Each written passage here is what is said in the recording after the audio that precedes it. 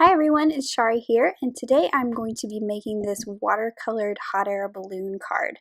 This week on the Fawn blog, we are playing with Marvy products that they sent us. So I got these glitter markers and these watercolor twist crayon type things here.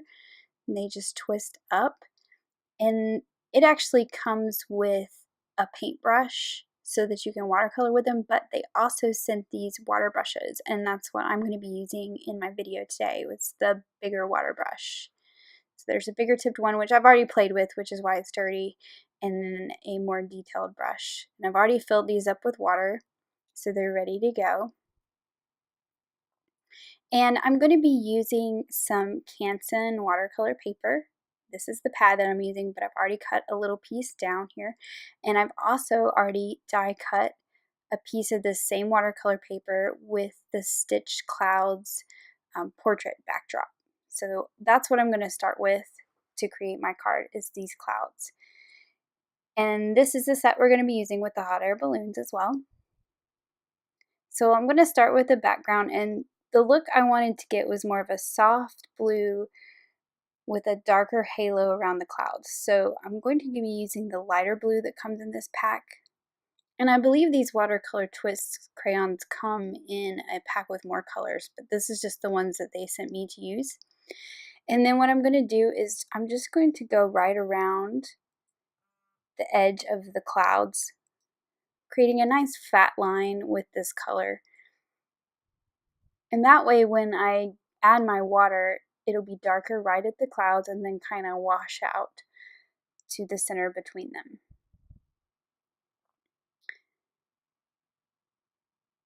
And it doesn't have to be perfect.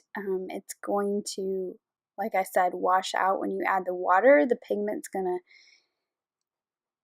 disperse and you're not going to see the line. So it doesn't matter if you've cut it fatter in one place or thinner in one place. It's really not going to matter. So I'm just going to go ahead and do this around all the clouds. And then I've got the water brush here, and to get the water really going, give it a good squeeze, but that's actually too much water. So I've got my paper towel here to just dab it off if I feel like I've got too much water flow going on. I like to feel like I have a little more control. So I'm just going to get that wet right around that perimeter and then start to pull that pigment out away from the clouds. You can see it gets really soft blue between the clouds, but yet a little bit darker halo right around them.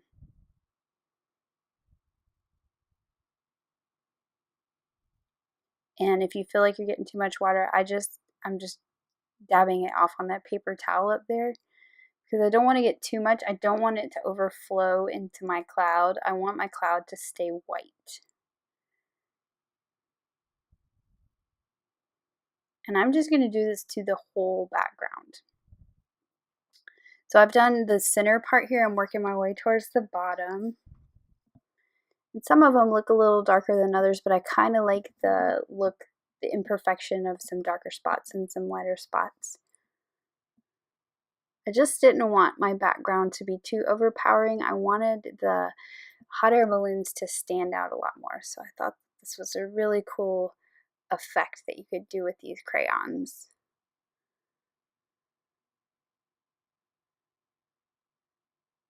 And I've got it almost completely finished at the top.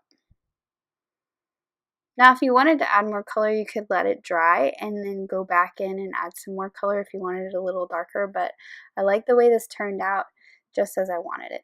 Now, these glitter markers, I've already primed them and got them going, but they just put down the glitter. So this was a little hard to see because it's just silver glitter. So the color of the cap is the glitter that it puts down, and the solution that the glitter's in is completely clear. So you're not going to get like a purple line or a gold line or a red line. You're just going to get the glitter. So they're not the greatest for writing with, but I thought that this worked out pretty well. So I'm just adding some of that glitter all over the cloud. I know it's hard to see, and you can see my marker strokes. It's kind of hard to see in video because it's a really light glitter. But you can actually blend it out with the water, which is what I did. So I took that water brush, added the water to that glitter, and just kind of watercolored the glitter, and it got rid of those strokes that the marker nib left and just kind of gave it a wash of glitter across those clouds.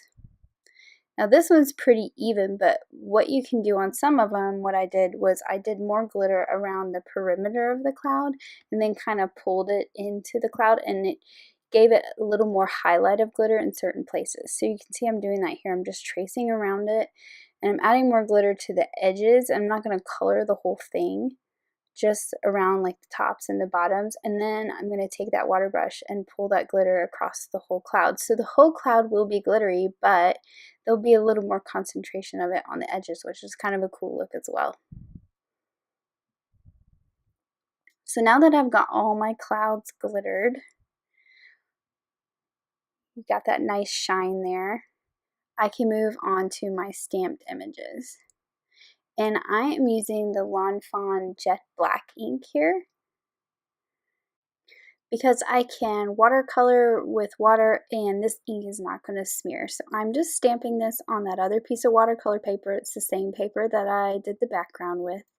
I'm going to stamp out the big balloon and the small balloon, and I'm also going to stamp out those little pennant banners that fit across that big balloon as well. So this is going to be super speedy, but I didn't want you to miss any of the coloring since we're using these kind of new products here. So I'm pulling out the colors I want to use. I'm going to make the big balloon warm colors, and I'm going to make the smaller balloon cooler colors, but I didn't want to use blue since I have so much blue in the background. So you can see I'm starting with the orange here in the center, and right now I don't have a lot of water flowing, and it's kind of making, you can see the lines, it's not very even. And you're going to see here in a minute, I'm going to really get it flowing, and now it's moving around. And then I'm going to move on to the color that's on the edge because I don't want to do the color right beside what's still wet. I'm afraid that they'll run together. So I'm kind of skipping to the outside edge with the red here.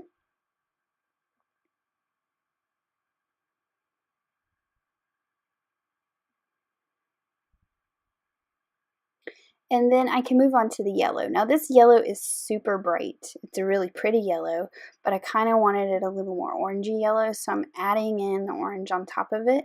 And then when I add my water, those two colors will blend together and make it a more orangey yellow than that bright sunshine yellow that it is.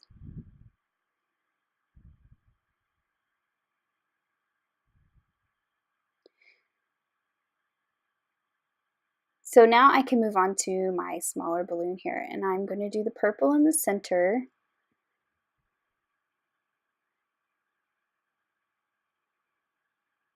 And I've got two shades of green, so I'm going to do this darker green on the outside, same way I did the larger one.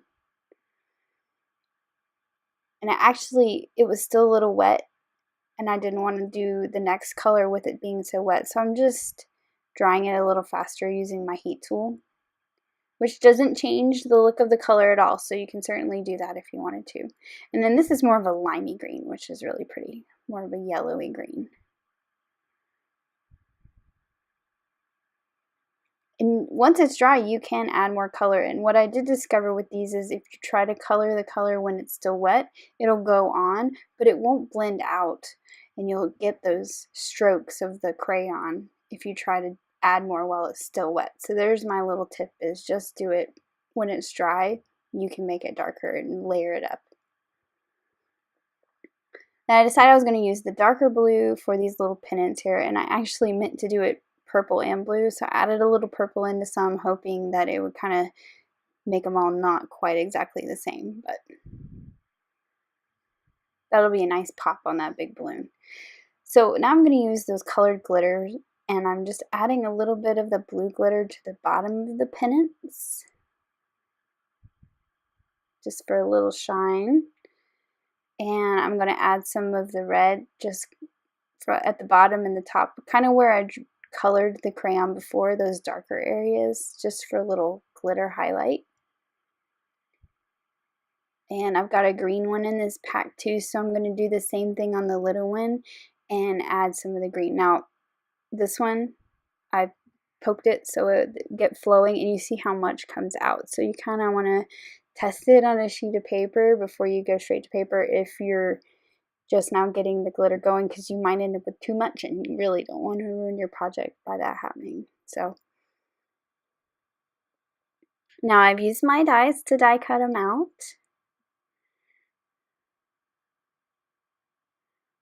And I just used some Post-it note tape to hold those down. My tape happens to be blue right now. And I decided that I didn't want this background to go all the way to the edge of my card. I wanted there to be a border around it. Right now I'm figuring out exactly how I want them. And the spacing is such that I think I can cut a very small border. So I'm using the largest of those new outside in stitch rectangles, which is going to cut just a very small border and then also leave that nice stitching detail on the edge. I didn't want to put the tape on my glitter though, because I was afraid it would pull it up. So I'm just wrapping it around the back. And now I have a nice stitched edge on my cloudy backdrop. Now I've got a piece of sugar plum purple cardstock there, and I'm just going to use some really good adhesive. This is the Tombow Extreme adhesive. This is what I use, especially when a piece of paper like this that I've put water on and it's not quite flat, it's a little warped. This is going to hold it down really well to the card base. So now you can see I've got a nice thin purple border around my card. So I'm figuring out how I want my sentiment. I already had that happy embossed on black and die cut. I just cut a whole bunch of them at one point because I really like that sentiment. So I just keep them in a little bowl on my desk. So I'm going to stamp the birthday part, and I'm lined it up to where it goes right between some clouds. So I'm not going to be stamping on any of the glitter. I'm not sure if this ink would stick to the glitter really well or not. This is actually VersaFine ink, because I think it gives a really nice crisp image. And if ever you're worried about something bleeding, the VersaFine doesn't really do that because it's not water-based, it's oil-based. And then I'm just going to use some liquid glue to add that little die cut white embossed happy on the black cardstock.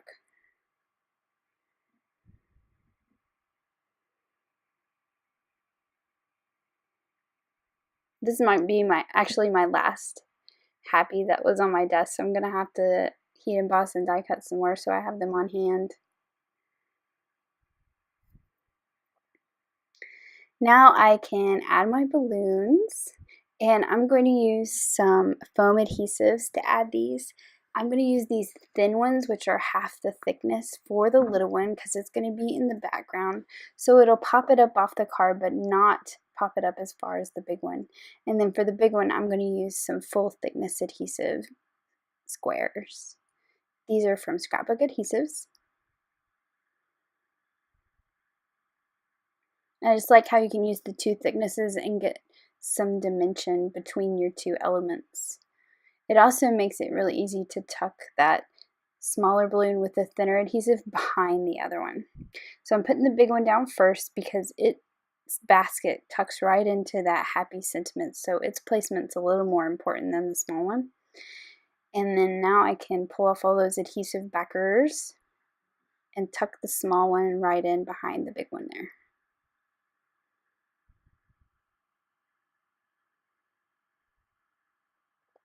And there is the finished card.